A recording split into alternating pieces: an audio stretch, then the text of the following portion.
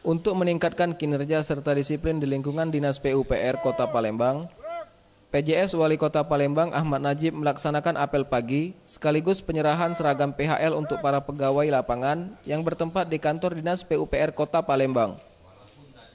Ahmad Najib PJS Wali Kota Palembang menghimbau seluruh pegawai PUPR Kota Palembang untuk meningkatkan kinerja dalam bekerja, mengingat sebentar lagi Asian Games akan dimainkan di Kota Palembang. Hal ini tentunya menjadi perhatian serius karena Kota Palembang menjadi tuan rumah. Tentunya pembenahan harus dilakukan mulai dari jalan, taman, dan fasilitas pelayanan publik harus segera dikebut pekerjaannya agar selesai tepat waktu. Kerja lebih aktif lagi ya.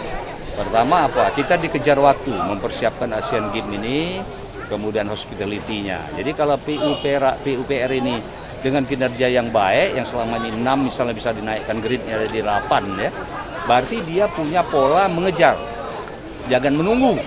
Nah, artinya saya minta kepada jajaran PUPR ini dengan tadi diserahkannya pakaian seragam PHL, dengan akan diberikan tambahan misalnya pendapatan dari yang honorer, itu bisa memberikan motivasi. Nah, kalau kita menunggu, kita tidak perlu menunggu, mengejar. Sekarang ini mengejar. Kalau ada kerjaan kita kejar, kita selesaikan targetnya sekian, jalannya rusak sekian, taman yang belum selesai kita perbaiki. Jadi supaya dengan kondisi waktu kita bisa memberikan pelayanan yang bagus. Dirinya juga menghimbau agar seluruh lapisan masyarakat dapat mensukseskan Asian Games 2018 karena dengan terpilihnya Palembang menjadi tuan rumah, tidak terlepas dari kesiapan sarana olahraga penunjang yang berada di Kompleks Olahraga Jakabaring.